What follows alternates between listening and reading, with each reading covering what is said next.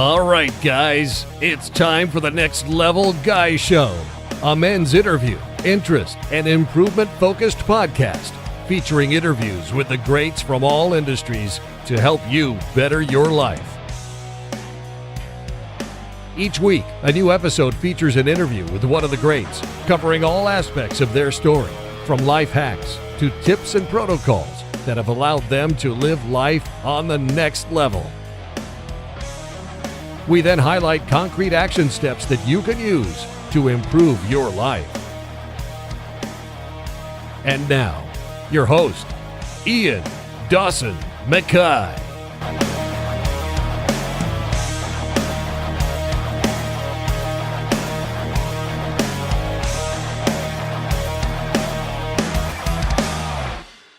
And today's guest is the BJJ legend, that is Bernardo Faria.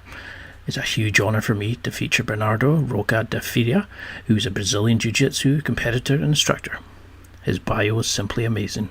A 4-time World Jiu-Jitsu champion, he's won the European Championship, the Pan American Championship, and Brazilian National Championships. He now runs a juggernaut of a BJJ learning platform known as BJJ Fanatics, where you can find an instructional from elite athletes that will help you improve your jiu-jitsu game in all areas from training, game style, mindset, and so much more. He's become a living legend in the sport. He's been ranked first in the IBJJF World Rankings of all divisions, and in 2015 was chosen as the best jiu-jitsu athlete. Faria received his black belt from instructor Ricardo Marquez in 2008 and moved to Alliance Jiu-Jitsu Sao Paulo team to train with Mestre Fabio Gargol in 2009. In June 2022, he was honoured into the IBJJF Hall of Fame. Bernardo currently runs his own Jiu-Jitsu academy in Bedford, Massachusetts. He's also a member of the Alliance Jiu-Jitsu team and Marcelo Garcia Association. I'm a massive fan also of his YouTube channel, BJJ Fanatics, where he regularly posts techniques alongside other elite Jiu-Jitsu practitioners and MMA fighters, such as Dean Lister, John Danaher, and Gordon Ryan. And now, let's get to the interview. Well, thank you so much for agreeing to come on. You have no idea how much this means to me, but for the few people who maybe don't recognise you, and I doubt there will be many, could you give a quick introduction and why you're a legend in the sport of Jiu-Jitsu? Yeah, so my name is Bernardo Faria, and I started Jiu-Jitsu when I was 14 years old. And in 2009, I got my black belt. And from 2009 until nowadays, I was able to win 5 world championships as a black belt. And in 2015, I won what they call like the double gold, which I was like the best athlete for that year. In all divisions together. So I won my division and I won the open class, which is the open division. And that was the best year of my career. And then in 2000, at the end of 2014, we started one website. And in 2016, we started the website called BJJ Fanatics, which nowadays is the biggest platform for instructional videos, for martial arts instructional videos. And we have filmed with over 900 instructors and some very big names like Mike Tyson, Khabib, and many others like John Danaher, Gordon Ryan. And I think that's who Bernardo is. I mean, I've spent a considerable amount of money on some of your instructionals. They are awesome. The quality is amazing. But did you feel initial pressure? Because you grew up in a family of academics. You were wanting to go into, was it civil engineering you were going to go into? Yeah, so my whole family in Brazil, it's one of those very traditional families that most of my cousins and everybody either become like a doctor or engineer or dentist or lawyer, something like that, so probably like the biggest challenge I faced in my career was this. Like when I was 14 years old, I started doing jiu-jitsu. And when I was 15 or 16, that time that you start thinking about what you're going to do for college and this and that, I had already decided that I would do jiu-jitsu for a living. And so my whole family was against it. And it was a little bit of a soap opera. And I loved them, but it was just like a challenge to convince them that sport could become something like. I love how like something as small as what a parent wants you to do could have completely changed the futures of so many jiu-jitsu athletes in particular. Because Yeah, when I look at the number of people whose abilities you have changed over the years, you're a Hall of Famer, you do these amazing things, but when you initially approached it, what was the method of teaching you had? Was it the Roger Gracie become legendary at the fundamentals because you're well known as like a god of fundamentals, or did you look at it as I'm going to just keep trying this because I enjoy it? Did you have a kind of game plan of learning it and developing yeah, your skills? it kind of happened naturally, but I became the type of athlete that it's not great on everything. I was like good on everything, but I had like two, three, or four techniques that were my techniques, like, and I would do the same techniques against everybody on every match. So I became very specialized on a few moves, and I would use those moves against everybody on every single match. And for who is familiar with jiu-jitsu, that was the half guard when I was on bottom, and was the over under pass when I was on top. Yeah. And I love the quote from Bruce Lee that he says that you should not fear the one who knows 1,000 techniques, but you should fear the one who knows one technique and has practiced 1,000 times. And that was like one of my favorite quotes. Because I think I've seen a flow grappling video with you, and it was like your highlights. And in the early stages of your career, it was you took them in over underpass, slotted into the knee bar, win. It was just like you made it look so easy. I mean, I purchased your jiu-jitsu for old guys, where you're over under pressure passing. Phenomenal. It works every time, and it's like this is designed for old farts like me. Like fat farts. It is amazing. So how have you found a way of learning and developing your skills? Because you do it with so much flair and fun for life. But have you found a way that makes it like small, big returns from small investments? Is there a style of learning that suits you? Yeah, and I think like when I started jiu-jitsu, I kind of like quickly realized that jiu-jitsu was very broad. So there was like thousands of techniques to learn, like hundreds of subjects. Mhm. And in the beginning, I did what everybody does, like try to learn a little bit of everything, but I was not seeing much progress doing that. And then when I started becoming good on one technique or so, instead of trying to use everything, I was just trying to use that technique over and over and over and over and over. And then you start developing other techniques and details around that technique. So it's almost like you mentioned like investing, right? So it's almost like you decide that you're going to become an investor, then you decide that you're going to invest on real estate, and then you decide that you're going to become like a professional investor on commercial real estate, and then you decide that you're going to become a professional investor in commercial real estate between this range and this range, and then you decide on this type of city, on this type of, so you go narrow, narrow, narrow, narrow, narrow, narrow, narrow, until to the point that you were better than everybody on that specific aspect, like. So that was a quick analogy here that I just made it as you talk about investing, for example. No, I love it. I mean, and do you think that's why? Because I mean, if anybody says over underpass, you're the first name. You become synonymous with that style of play. That kind of like people. As soon as you see you locked in the half guard, people are just like, well, you may as well just wait till he decides what he's doing. As soon as you decide you're over underpass, it's he's going to pass. Let's see what he's going with.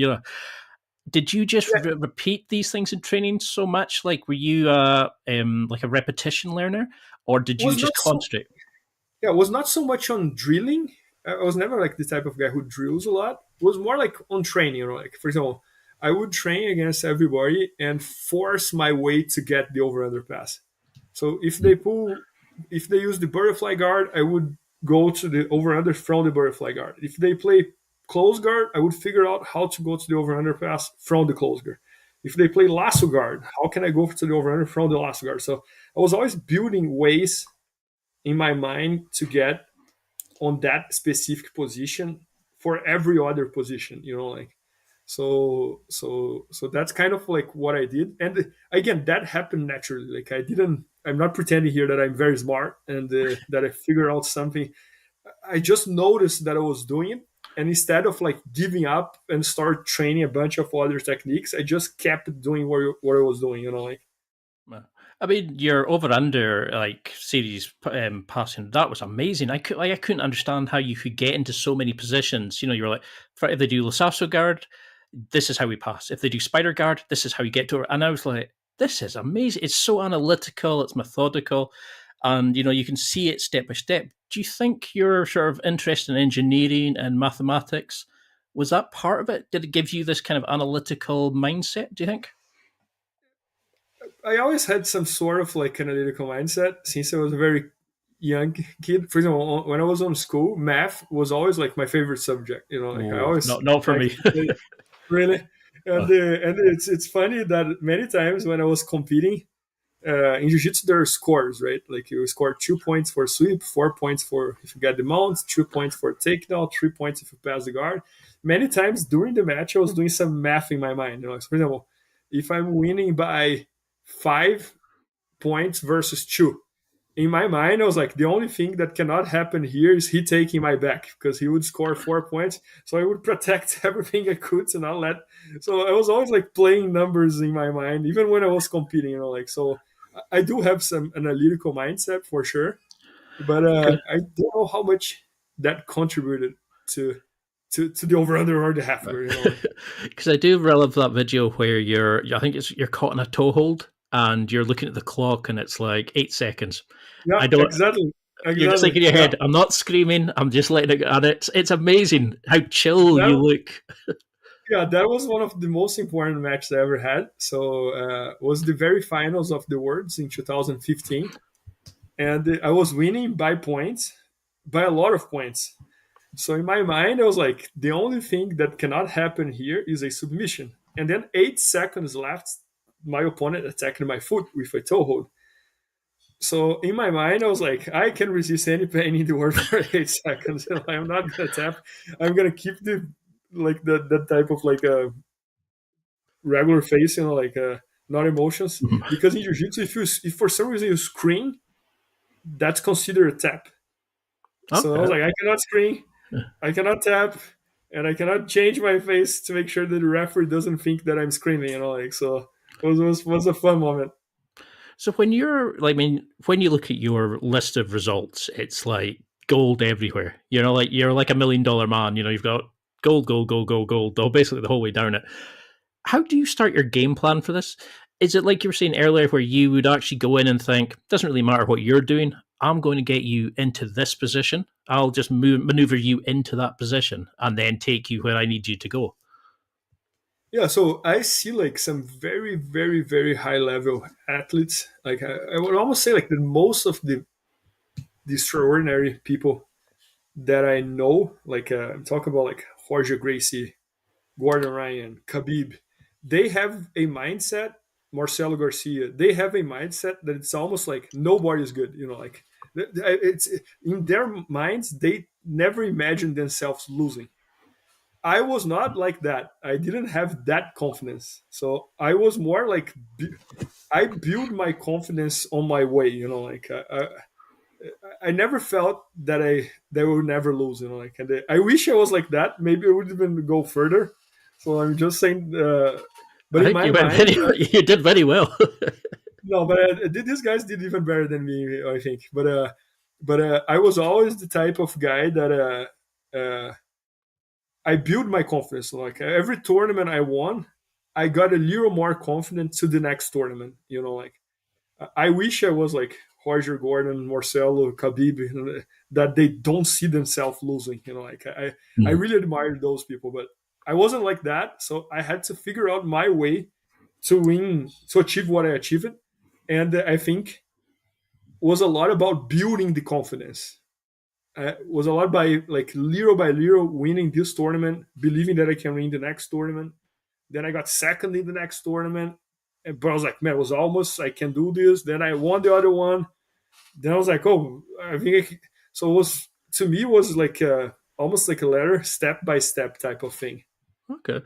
I mean, that's what I loved when I was listening to you. I think it was the Flow Grappling video, and you were saying how you didn't believe in yourself until purple belt, and you felt like you were facing yourself when you were going into these things. And that's the way I feel. Like, I struggle with believing in myself. I always give too much credit to my opponent. Was that how you did it? It The incremental changes? was the increment in my case? It was the incremental changes, like, because I am exactly what you described it. Like, I never believe on myself 100%. Like, I can always picture. I'm kind of like optimist enough that I can beat everybody, but I'm Hmm. also pessimist enough that I can lose to anybody. So I was always like in this middle, and then I had to, when I used to go to compete, I almost had two voices in my head. Like, one was like, "You can do this. You're gonna win. There's no way you're gonna lose today." And there was another voice here that was like, "Ay ay ay, that guy's tough. You get ready." Like, I don't know if you. Oh, yeah. So I had to battle those two voices and force myself to listen more this one than this one. Because and And where did that confidence come from? Was it literally just kind of, I almost got that guy, I got him into my position here? Did you start looking at losses as a learning achievement rather than like, because I used to moan about it the whole weekend. It would destroy my confidence if I tapped silly things like that. Did you start looking at losses as a, right, I'm going to work on this, I'm going to work on that, and look for gaps to fill in your game? yeah, so I think if I had to point one thing in my entire career, uh, in the jiu-jitsu career, now even like in the business, that I really admire on myself is like work ethic. Like, so Hmm. uh, I keep my work ethic no matter what. Like, so if I'm gonna compete this weekend and I'm gonna lose in the first match, on Monday I'm gonna show up in the 12 o'clock class and I'm gonna show up in the 6 o'clock class when I was competing, right? And if I won the tournament, I'm gonna do the same thing. Actually, I always gave myself, before the tournament I would rest for 2 days, and after the tournament I would rest for 2 or 3 days as well, just so I could recover. But so for example, on Tuesday I would train no matter what, if I lost or if I won. And I think same thing in business. Like, if we had like a bad month or bad deal, or if something wrong is happening, I'm gonna wake up next day and I'm gonna do exactly the same thing that I would do if things were going well. Like, so I always try to stay stable on my work ethic. Like, this is like I think the one thing that I look backwards and I see like a parameter in my life on every years of my career, and this and that. Like, And where do you think that comes from? Is that from like your parents? Do you think seeing like initially when your dad said you can go and do jujitsu, but that's up to, you've got to make it work. And then when you were talking of coming out of it, they said, okay, we'll pay you room and board. You've gone far enough that we think you can do it. Do you think their encouragement, seeing what they had done previously? I think it's a group of things. So for example, since the start of my career in jiu-jitsu, I always had a lot of pressure on me, right? Because I had to make that thing happen. Like, I was the only one in my family that was like going against the traditional path, right? Like, Hmm. becoming this type of profession and this and that. And I never knew if I would make it happen. Like, jiu-jitsu was pretty small at that time. Now it's a big sport and this and that. And even being a big sport, you know how hard it is to make to the top. Like, so I had a lot of pressure on myself, and I was lucky to have great examples in my life. So, for example, I grew up seeing my dad leaving my house 8 a.m. and coming back 8 p.m. And Jeez. and I grew up seeing my mom. My mom was like, she didn't work. She was a mom of 3 kids, but she was that type of person that from the time she woke up until the time she goes to sleep, she was doing something to us. Like, she was bringing us to school, picking up to school, go to the dances, go to the soccer, come back, bring this Hmm. one to the house, the friend's house, go. So she was always, always, always, always like working to ourselves, to us, right? And she was doing like what was she was supposed to do. So those two examples. Then when I started jiu-jitsu, my first instructor, Ricardo Marques, I never saw in my life, and I was there from 2001 to 2009. I never saw him skipping one class in 9 years. Never. I maybe he never got sick, or maybe he would go there sick teach anyways. And I saw like relatives dying, and in the day of the funeral, he would still go there and teach the class. And so I never saw him missing like one jiu-jitsu class, like to teach us, like so. And then I went to train Fabio Gurgel, and I think he's probably the most professional jiu-jitsu school owner and jiu-jitsu instructor. And then I moved to New York City and went to train under Marcelo Garcia, which is the most disciplined and almost like paranoid athlete that I ever saw in my life. Like he is that type of guy that he's gonna do everything perfect for his career, like. And then my business partners as well, both Michael Zhang and Michael Reardon, they are very like straightforward as well, and this and that. So I always had great examples in my life, like. So I think that, and that was just luck, like. And don't, it's not my credit here, like, because I was lucky to have those guys, this type of people around me, like. Well, they do say you're the average of the five people that you're around, and I mean to have such a phenomenal set of parents and business partners. I mean, you've worked with some amazing people over the years, and I liked how you decided you wanted to up your level of jiu-jitsu, so you went to Marcella. Yeah, Garcia. It was just like as you do, just Yeah, you always seem to be pushing yourself. What do you think you've learned from working with so many phenomenal people? Have you kind of like what have you noticed in the similarities with the elites of jiu-jitsu? Is there certain ways they behave, their behaviors, their techniques, etc.?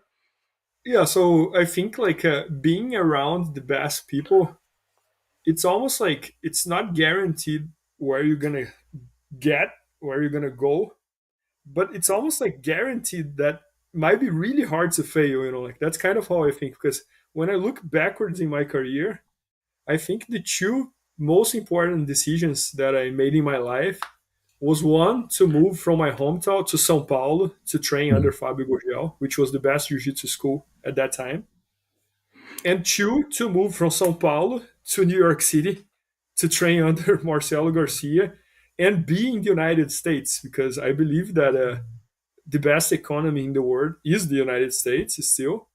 So you were around the best people, not the best people, but you are in the best market.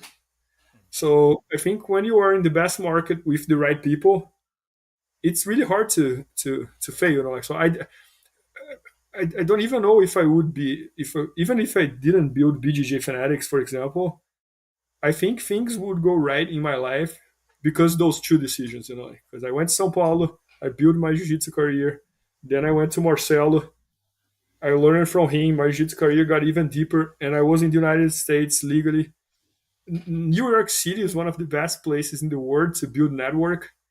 And uh, and you see, like, I met my business partner because I was living in New York and he was living in Boston, so was kind of like the almost like the network. And then we started TGJ Fanatics.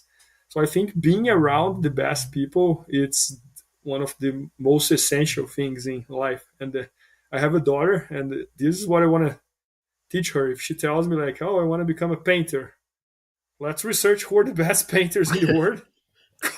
Go reach out to them, tell them that you want to work for free, do whatever you need, but be around those people. You're gonna become the best painter quick, like. I mean, you've got this amazing lust for life. You're so happy. You're always smiling. How do you juggle the training, running your academy, then you bounce into the BJJ fanatics, then you're being a family man, you're taking your wife out on dates, you seem to be absolutely besotted by your wife, you're an amazing father, you're doing all these amazing things. How do you juggle these conflicting demands? Because you must be knackered doing jiu-jitsu.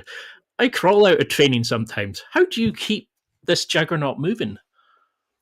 I think like it's gonna look like cliche, but it's what everybody says, right? When you do something that you love, that you have passion about it, it's much less hard. It's still very hard, but it's much less hard.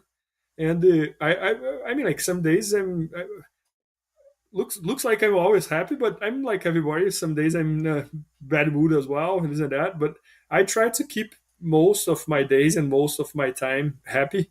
And there is a quote that I love that is like, sadness doesn't pay the bills. So I mean, like, if you, just being sad is not gonna help you much. So I try That's to very just true. like, as long as I'm waking up healthy, and I can do what I want to do, I think every day is a new opportunity, like, so I try to be to just be happy, like, Like it, I like it.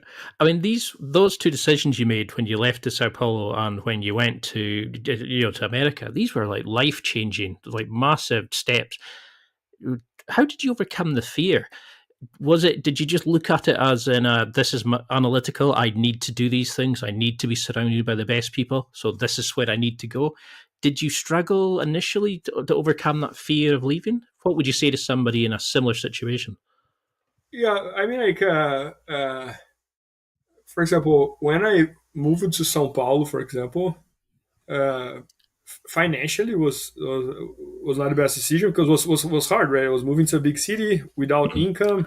Then my dad helped for a little bit, but I think, like, anytime you're taking those very very very very big decisions in life, like what you're gonna do next, where are you going, who you're gonna marry, and this and that, I think those times it's better to feel like your heart than to try to be analytical, like, because Yeah. yeah, when I was moving to São Paulo, for example, if I would put in the paper everything, like where I would live, how much it would cost, how comfortable that would be, because I was living with a bunch of fighters on a very small apartment, sharing rooms, like literally like the guy nearby me used to snore a lot.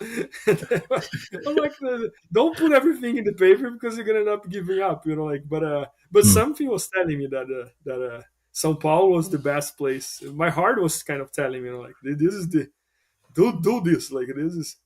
And kind of like same thing when I moved to New York City as well, because I went to live in Harlem with an apartment with a bunch of fighters, and so if you keep thinking like about how comfortable that it's gonna be, uh, how much I'm gonna make, you start. I think that those very big decisions, I think it's better to follow like your heart. Like, are you doing what you love to do, and so that's kind of like how I try to think.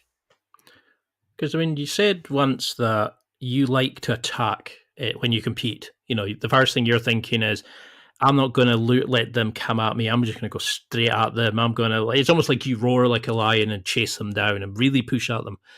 Do you think that's also what you do in life? You kind of, I'm going to attack. I'm going to do this first. I'm not even going to let myself get a chance to be scared. I'm going to do this because it's the best thing for me. Yeah, so my whole thing is to make sure that I did my very very best that I could, like. Mm. And this is a challenge in between being a professional athlete and business, because business is not always whoever does the best wins, like, it's a lot about being smart as well and seeing how you spend your time, like. But in as a professional athlete, it was a little simpler, it was like, I have to train as hard as I can, and when it's time to compete, I don't care who I'm competing with. I'm gonna put my all my sweat over there, and I'm gonna go as hard as I can for that time, and I'm gonna make sure that I prepare enough Mm. to be able to go as hard as I can from the first second to the last second. Like, and I try to do the same thing in business as well, but in business you need to plan even better, like, because just waking up and working all day long until the time you go to sleep doesn't necessarily means that you're doing the right thing, like. So this is a little different between both. So how do you sort of look at your opponents then? Like, when you were coming up and facing like these amazing champions, the elite of the elite, how did you just stop giving them the credit and think, yeah, right, I'm just going to get you, take you down, and I'm going to go into here. I'm going to attack first. Going against the traditional like rookie letting the master come to them kind of thing. How did you work that kind of game plan? Like, how do you stop giving credit to your opponents and let it be a battle of you v you? but also give yourself credit to be the person you know you can be? Yeah, so to me, and it's almost like irrational. So don't take it and say that this is right. But to me, I was literally like building my confidence as I went, right? So, for example, many times it would happen that I beat this guy that beat that other guy over there that I thought was much better than me. So in my mind, now wait a second, if I beat this guy that beat him, why can I not beat him? Like Mhm. so. So that's kind of like how I always try to think, and but that doesn't mean that it's right because in jiu-jitsu many times I beat you, you beat him, and he beats me. That happens quite often, and Yep. but I use that just as a way to build my confidence. Like wait a second, if I beat Ian and Ian beat uh, John, why can I not beat John? Like, or maybe like if I won this tournament as a purple belt, and most of the people who wins by purple belt wins by brown as a brown belt, why can I not win as a brown belt? Like if I won this tournament as a brown belt and most of the people that wins as a brown belt wins as a black belt, why can I not win as a black belt? So I always had these conversations with myself, and but many times as well I would lose matches that I didn't think I would lose. Like so I also had that in my mind that okay, I can lose to anybody, but I can also beat anybody. Like and the and that mindset took me where I got, but I wish I had that mindset that I don't even see myself losing. Like some people It would are be like good. that. Very Yeah. impressive, very very impressive.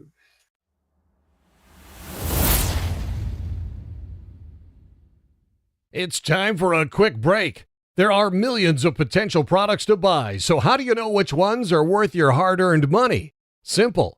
You go to nextlevelguy.com/affiliates and explore those that will transform and improve your life.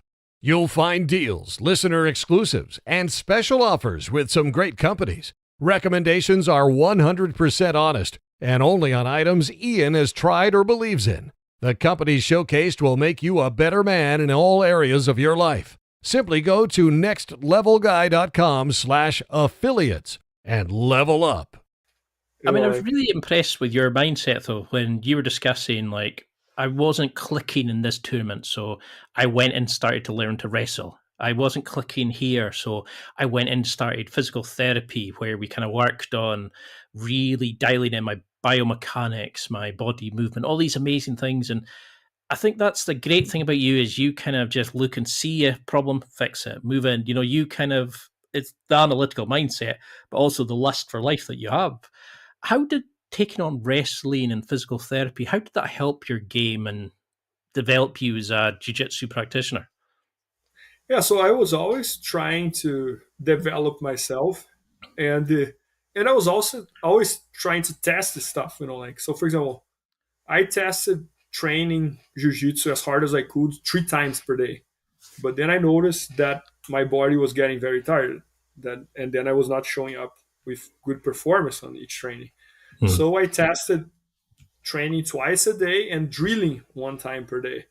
But then I noticed that I was not the biggest fan of drilling and I was not enjoying doing that. Then I tested doing judo, I tested doing wrestling, I tested doing physical conditioning.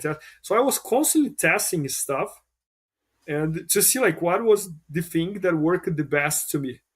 And the tournaments for me was my test. Like wait a second, this year I'm doing judo, how was my performance? This year I'm doing wrestling, how is my performance? This year, so I was always like testing in the training Yeah. and watching the results in the tournament. Like that's kind of like a and the and the and again coincidence like with business and this and that on website. A lot of work of the website is what they call the A/B test. So you create one version A, version B, you drive traffic and you see which version wins, and then you maintain that version. Then you create another. So it's fun to see like that there is a lot of similarities of being a professional athlete and business, and there are a lot of things that are very different as well. So And do you think like that because you married into the Gracie family, Do you think that's kind of like the extra pressure to become a jiu-jitsu legend, that your wife's a member of such an elite family?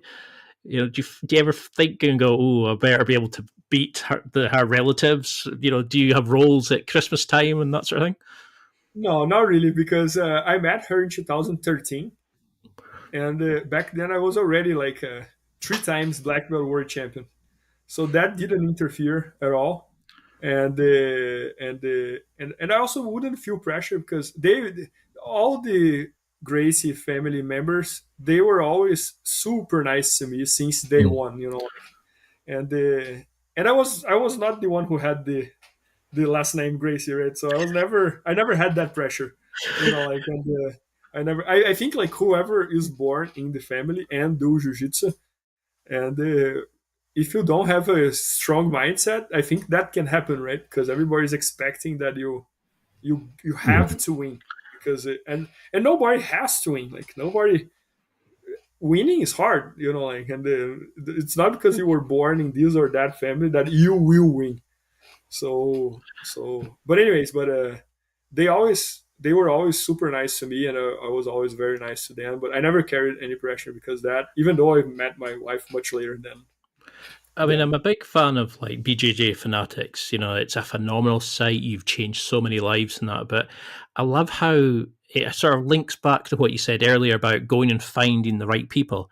And when you and Michael met at a seminar, you were trying to find the right information and you were traveling around the world. Is that story true that you created it because you couldn't find a natural source for jujitsu growth and evolution of skills? That's pretty much the right story, but just a little bit different. So what happened was my business partner Michael, he reached out to me to make a DVD. He was making some DVDs as a side job at that time, Mhm. and he wanted to, in reality he wanted to learn jiu-jitsu, like, because he loved Hafger and he loved the over underpass, and then he found myself online doing those techniques, and then he reached out to me and ended up not making the DVD with him because I was already signed with another company pretty much. And then he invited me to go teach a seminar in Boston that he would organize, even though he didn't have a school or anything like that. He would just organize the seminar, and he invited me to sleep on his house to teach him a private lesson next day in the morning. And then that night we pretty much didn't sleep, like we went until like 5 a.m. or so, just talking about jiu-jitsu. He was showing me all the business that he used to do in the past and this and that. And Mm. then we became great friends. But then we were stuck with that, like we were like, wait a second, look this. In order for me to learn your half guard and your over under, I had to travel you from New York City to Boston to take a private lesson with you, and that was the only way I could learn it from you. So, and then the idea came out, and like, so why don't you create like a website that we can host all the instructors and deliver the best jiu-jitsu techniques to the customers, like, and that was kind of like the idea and how we started. Because I can't remember exactly where I found it, but it was like opening up and there was like a video game. There were all these treasures sitting there. You know, there was like Gordon Ryan, John Danaher. There was I've got like your fundamental series. I've got your over the BJJ for the older guys over under pressure passing. You know, when I look at it, it's such a wide variety of it. But for somebody who's coming in or somebody who's buying instructionals, how would you advise them to add them to their game? How can we train but also implement instructionals? How should we best use these amazing tools? Yeah, so even though I sell online courses, I want to be honest, and I think like in jiu-jitsu it's very important that you also practice jiu-jitsu. So Hmm. you're not gonna learn jiu-jitsu and become a black belt just by watching, like. So I do think That's a shame. you yeah, I do think you have to practice as well. So I think the jiu-jitsu videos become a huge complement to your learning. It's almost like someone teach you live how to do something, and then you go home thinking about it, and how can you study that even deeper. And I think that's where the online courses comes in, like. So you briefly learn on your mind, and you want to go much deeper, then you go online and you learn that instructional. You watch that instructional, and you can go much, much, much deeper because you can pause, you can go back, you can watch again, you can watch again and again and again, and helps you a lot to memory that and go back next day and train.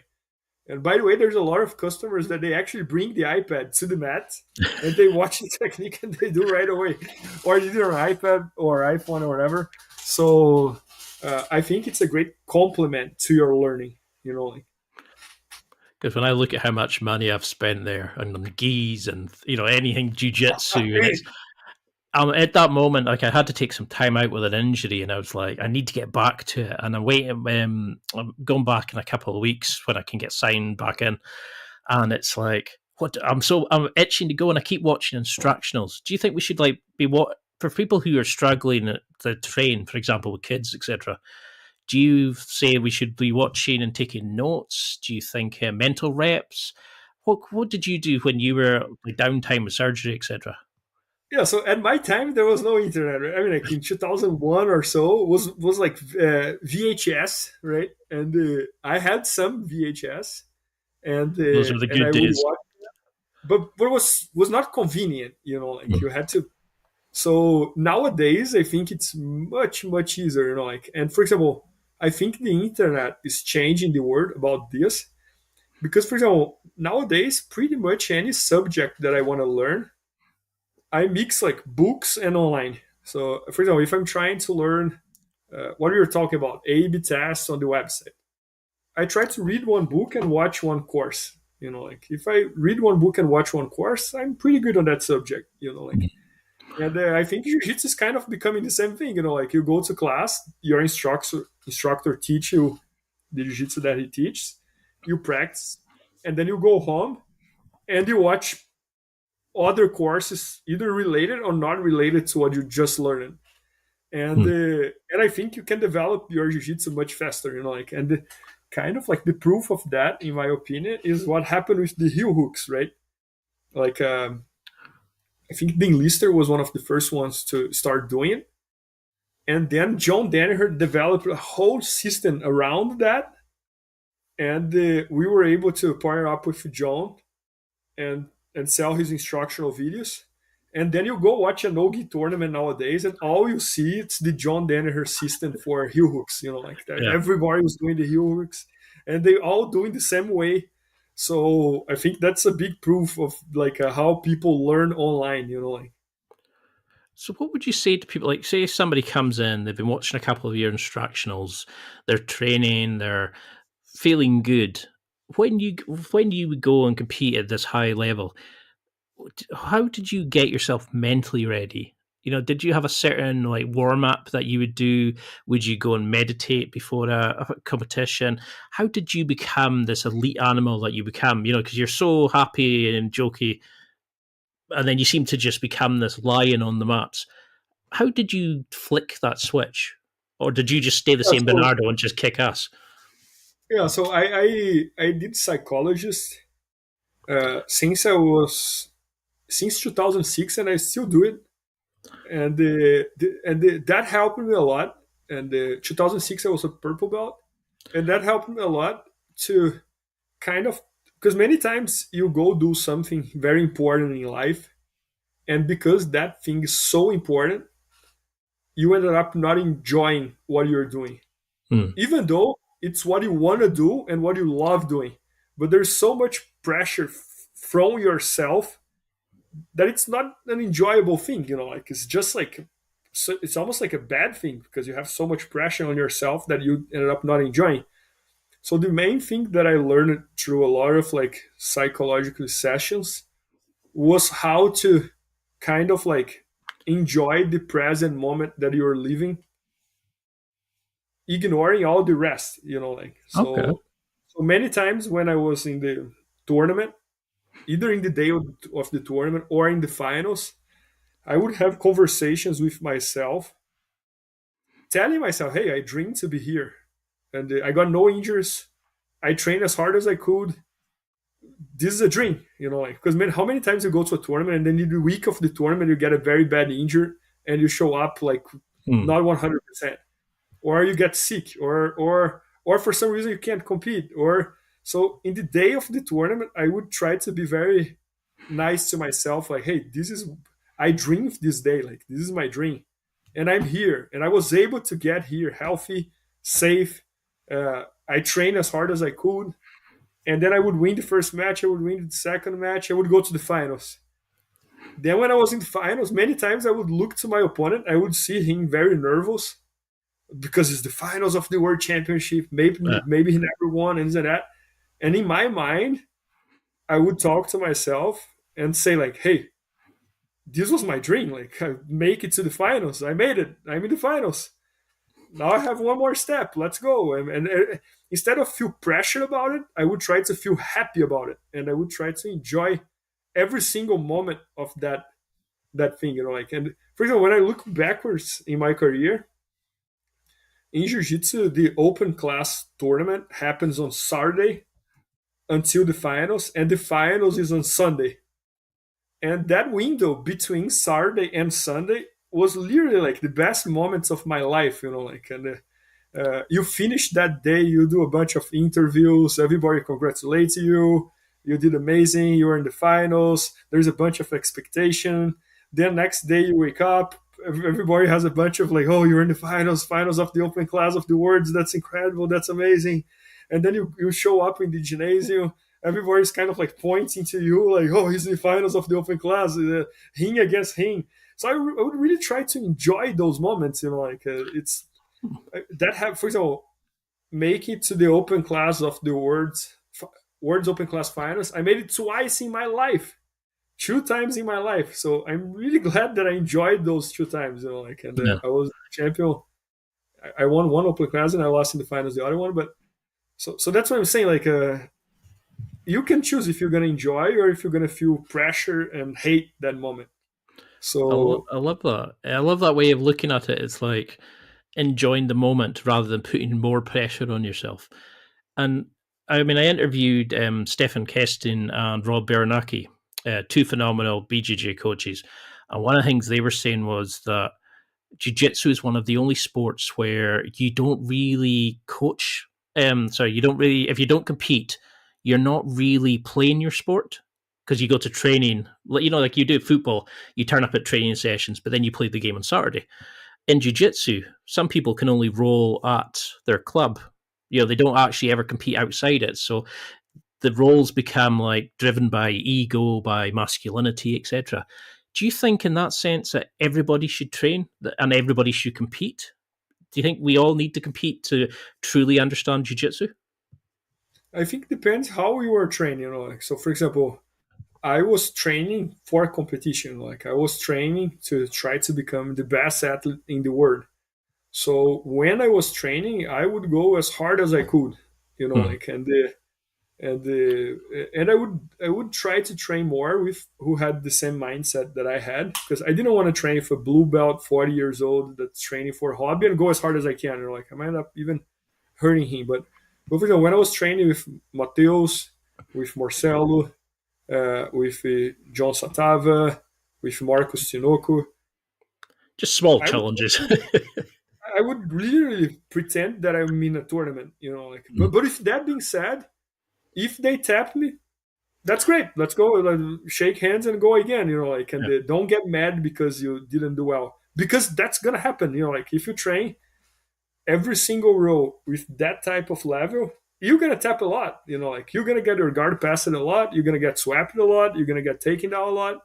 So you gotta be, my thing was always to go as hard as I could, but also be humble to myself and to my training partners. Like, I would never be arrogant or so. I agree with what they said, but I disagree that you should not go.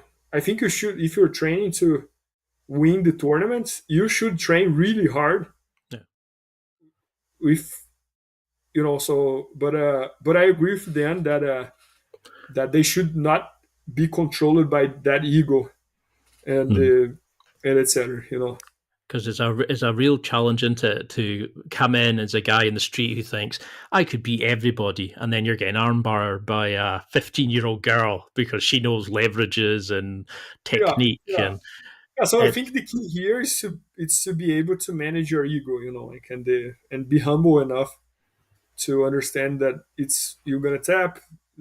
Some days people will be better than you, mm. and And where do you think your sort of humbleness comes from? Because you've achieved some of the highest of the highs, but you're constantly so friendly to everybody. Like you see some people like almost think they're the best, like and people don't deserve to talk to them. But you always seem so friendly and warm. You're helping everybody. You're encouraging. Where does your humbleness come from? yeah, like I think, and I think I try to live life how jiu-jitsu is, like, and for example, if you are on the mat, everybody is the same, like on the Mm, mat, there is no rich or poor person, there is no race, there is no color, there is no age, everybody is the same, like, and I think like when you engage with someone in the real world, it's a person just like you, like, so mm. why are you gonna undertreat that person, or why are you gonna and so I always try to be nice to everybody, and So you treat them like you want to be treated, kind of thing. yeah, yeah, and I mean, like, we live in a society, right? Like, and if we were living in the moon and there was nobody around it, but we gotta be nice to people, like we are all sharing this earth real estate here, like, so, Yeah, and I mean, I try to. you must have made some amazing friends. Like jiu-jitsu changed my life. I made some of the best friends I've ever had from it. Um, I mean, how did it change you becoming a father, getting married? How having those kind of responsibilities, but also building this juggernaut of an empire while competing, while training, while having your own business. How did it change your eyes to having somebody dependent on you, like your own child? Has it kind of helped you understand where your parents came from, their kind of approach to life, etc.? Yeah, so I think you're right. I think the family matters a lot. So if you see my both parents, they are exactly how I'm describing here. Like, they treat everybody very well. I never saw my dad or my mom being rude or arrogant to anybody, like, so I think that's one. And I think, like, even in the jiu-jitsu world, you can learn from it as well, because Mm. if you go to a jiu-jitsu school where the instructor is arrogant and has a big ego, many times most of the students are the same way. Yeah, I've Like, they have noticed. big ego too. They hate tapping. They get mad when they tap, and this and that. And when you go to a school where the instructor is very nice, is polite, treat everybody very well, he doesn't care if you pass his guard or if you tap him, and he doesn't get mad. The students are the same, like, so I think we gotta, whoever is the you if you're, for example, my parents were the leaders of my family, right? And Mhm. then I'm like this, my brothers are like this. When you have a jiu-jitsu school and you're the instructor, you're the leader of your group. So these students, so I think that it matters a lot where you came from, and that kind of stuff. I mean, and how did it change you? Like, were you able to still, like, say somebody's got a new father, how should they sort of change their training approach? Or is it just okay to go to training as much as you can? People coming back from injuries, how do we get over that initial hurdle of having a big life event? Like some people are probably terrified of going back since COVID. Apart from getting an instructional from BJJ fanatics, what else should they do? How can we make jiu-jitsu a lifestyle rather than just a hobby? Huh, that's a good question. Let me, I think, like, we gotta uh, I think we gotta try to use jiu-jitsu in life, kind of, like, and that's kind of like what I try to do. uh I don't, what was exactly the question? Sorry, Ian, can you? I mean, it's just like, how would you make, because you seem to live jujitsu, how would you make jujitsu a lifestyle? Like, if you were, say, you were like me, overweight Scottish guy trying to get back into jujitsu, how would you make it a lifestyle rather than just a hobby? How would you fall back and live with it? Say, if somebody was struggling or had a kid and they were wanting to get back into training but struggling. That's a good question, and I had never really like thought about this question, like how to make a jiu-jitsu a lifestyle instead of just a hobby.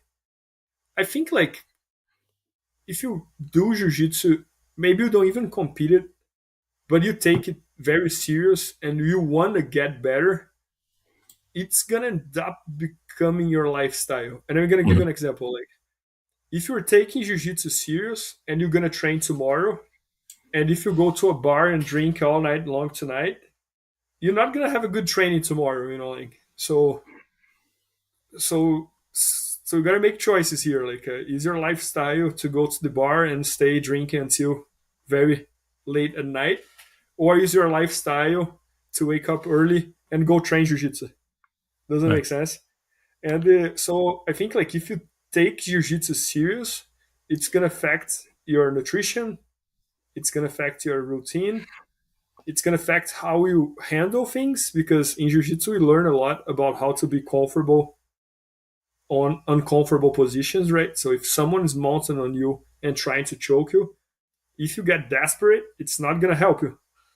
And I think you can start bringing that to life as well. Like you're in a bad position in life, getting desperate is not gonna help. Right. So how can we get out of that situation? So, and I bet you mentioned yourself as well, and just by how much you love jujitsu, I bet that jujitsu is your lifestyle, and maybe you don't even know, like, but and Because and when I've interviewed like Josh Settlage, and he's very a big component on weight training as well. You know, getting fit to win more matches and building endurance and stuff. And I remember speaking to him, and he said he gets up at 3:15 and goes and trains with his friends at 4:15 because that's the time most of them can meet up. So there's always way. You know, we all get the same 24 hours. There's ways around it. Are there habits you've adopted that have made you the man you are today? Do you like journal? Do you meditate? Do you visualize? Do you goal set? Or do you just try to live in the moment and just enjoy life as it comes? yeah, I'm always trying to improve my everything I'm doing, like, so I'm always trying to optimize what I'm doing. And for example, you mentioned like waking up 3:15 a.m. At some point, I tried waking up 5 a.m.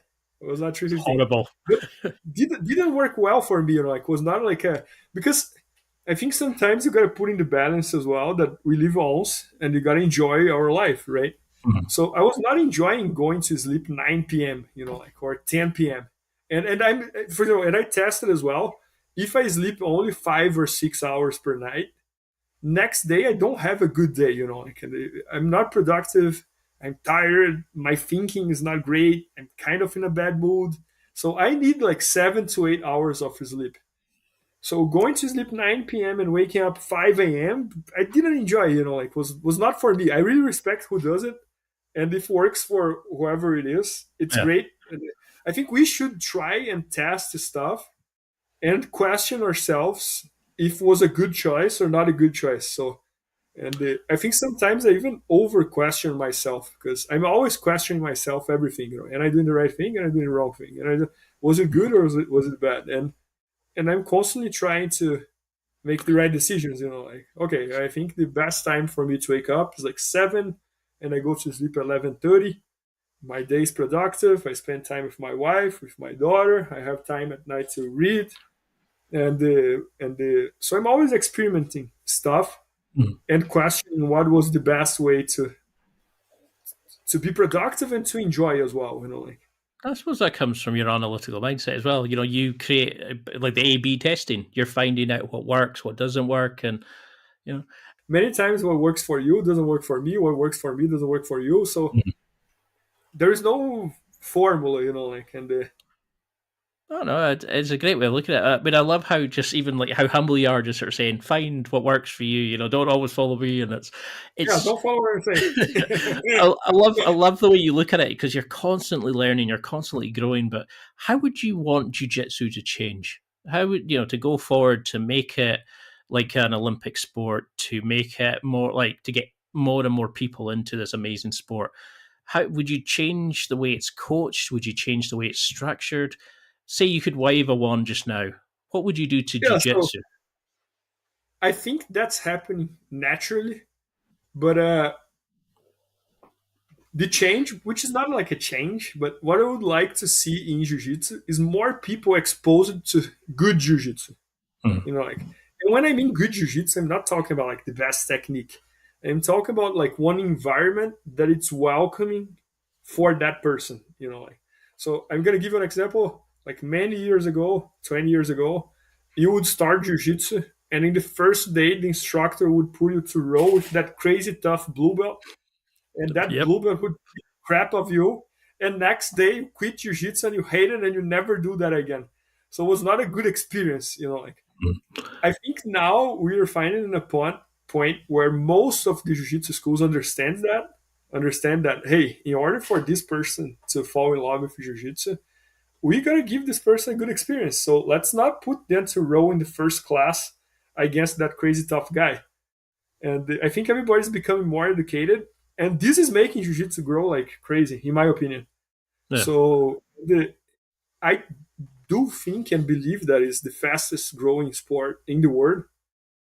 And I think you can just see just like last week, I was watching an interview between Joe Rogan and Mark Zuckerberg, and they were both discussing this. How Mark Zuckerberg was saying like, how had I never how had I never found this in my life? I only found it right now. Like, and then he was saying that everybody he introduced to jiu-jitsu is a 100% conversion rate on enjoying jiu-jitsu. Like he did not have one person yet that started doing jiu-jitsu and told him that, oh, I didn't like it, it's not for me. So Mm. I believe that it's the best sport in the world. Like, you can do on any age. You learn how to defend yourself. You improve your thinking. You improve your health, and it's amazing. Like, It's hard to explain why it's one of the best sports in the world, but when you until you're doing it, and then you just get the bug, and that's it. You're stuck in. I mean, I can't believe we're in an hour already. I would love to do another one to go into the business side of things and other aspects, but until I can get you back on, I thank you so much for your time. It truly is a. I won't even say the phrase, but what do you think of that being on T-shirts, your catchphrase, everybody loving that? What do you like? How? What do you think about that being so popular with people? yeah. So I mean, like, my goal. Some people, their goal in life is to become famous. Like, Mm. that was never my goal or my dream. Like, my goal was always to do something that I feel like fulfilled, and that I'm delivering value to people. Like, and so I think, like, as a professional athlete, was more like a Bernardo thing. Like, was more like a, this is my dream. It was like almost like a selfish type of goal. And nowadays with BJJ Fanatics, I really feel myself very fulfilled, because I really feel that we're delivering value to customers and to Yeah. instructors. Like, I feel like uh, we're not doing this just for ourselves anymore. Like, now this is for the jiu-jitsu community, and it's very grateful when you do something that you see that people appreciate it. Like that. Mm. You're not being tricky. You're not being dishonest. You're just doing your best, and people are appreciating, and you keep going, and you do more and more and more. So it and then ended up becoming popular in the jiu-jitsu world because that. So it feels good to be famous on that way, but it I was mean, never my goal to become the Instagram famous person. Like, that's like and me. I wanted to create a podcast so I could have somebody like you say it was a huge honor to come on. When it's like, I love how that's become like synonymous with jiu-jitsu. Everybody knows it. Everybody knows you. Everybody adores you. And you're giving back to so many people. You're changing lives. You're transforming jiu-jitsu from this small kind of niche sport into this global phenomenon. But what would you want people to take from this interview? What would you like them to remember or to go and do? What message would you want to give to people listening? That's a good question as well. 5 seconds answer here. I would almost give back to jiu-jitsu. I would almost say believing in jiu-jitsu. I truly believe that it's the best sport in the world, and the whole jiu-jitsu philosophy as well that we were talking here in the interview, how much it teaches us about life. About being comfortable on uncomfortable positions, about how much it helps our health, how much it helps ourselves socializing and creating a network of friends, of good people. So I would almost say believe in jiu-jitsu. If you're doing jiu-jitsu, you're doing a good thing. And it's gonna be good for yourself, for your health, for I think it's just good things. Love it. And how can people keep in touch with you? How can we follow along? How can we find the instructionals? How can we find about the jiu-jitsu camp that's coming up? How do you want us to get involved and follow along and connect with you on social media and those sorts of things? Yeah, so our website is bjjfanatics.com, and on social media, my name is Bernardo Faria, right? So on YouTube is Bernardo Faria BJJ Fanatics. On Instagram is Bernardo Faria, and we are constantly putting out content from a lot of great content as well on the social media. And we also have an Instagram and YouTube channel for BJJ Fanatics. So make sure to follow us, and you're going to get updated on everything that's going on. And I think that's about it. And Ian, thanks so much. It was a huge honor for me to do this interview with you. You had great questions, and I really enjoyed the time here.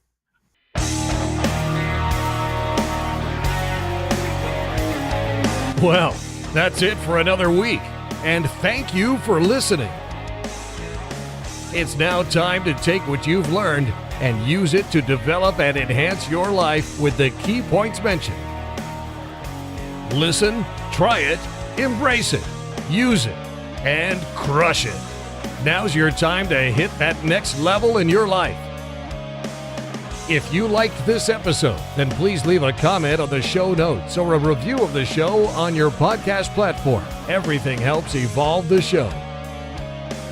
Until next week, keep seeking the next level in your life.